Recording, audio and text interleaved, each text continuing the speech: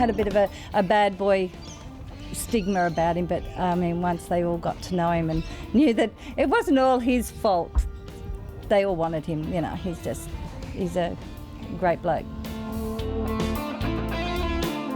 3 years with Balmain, I think it was, and then he was the first captain of the Canberra Raiders, the first sort of signing. So we went to Canberra for 5 years. David was the first captain. It was just so family orientated and so friendly. Being probably the first year, it was just a good year. So he loved it when he was captain. I think that gives everybody a sense of, you know, got to do the right thing, look after everybody, and yeah, no, that was the best time. I think when he was captain, he looked after everybody, and they looked up to him and loved him. So yeah. Goes to Grant. Grant in the clear, over the corner. Grant going for the line. He may score. One time when he played Parramatta, Chris Phelan and him had a head clash, and you could see it in slow motion. And because he used to have this tape around here, you couldn't see, and you just seen the blood trickling down. And at half time, they put 10 stitches in it, and so just tied him up, and they won the game.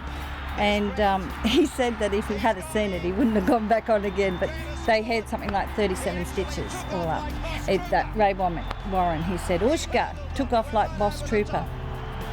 If he was at the LA Olympics, he would have got a medal, gold medal, for diving. That's what he said.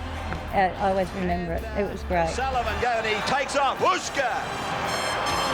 And if he was at Los Angeles next month, I reckon he'd win a medal for diving. Have a look at him head on.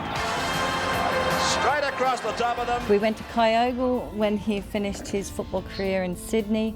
He was captain coach. They had a great team. He took them to the grand final, but as it was, Maris Brothers beat them every year. But that's why they loved him, because he looked after them. Every time I say this is my father, I always say like he was the first captain of the Raiders, and it's pretty proud of that.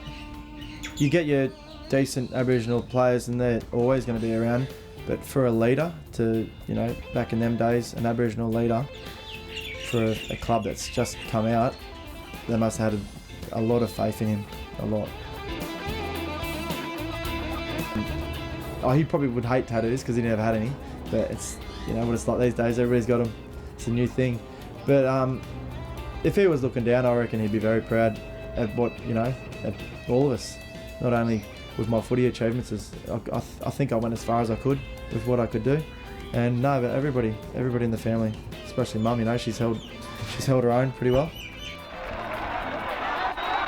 I've always have these stories thrown at me by older fellas telling me how the main thing they always talk about is how tough he was, and yeah, like, big man, tough as nails. And there's always stories, I can't tell you all of them, but there's a few stories there. One of those things I'm just going to carry with me for the rest of my life, and I want if I have a son, have a daughter, for them to carry through as well, them to be proud of their grandfather being the inaugural captain of the Canberra Raiders, and they're a massive club and they're going to be around for however long the NRL is going to be around, so very proud achievement.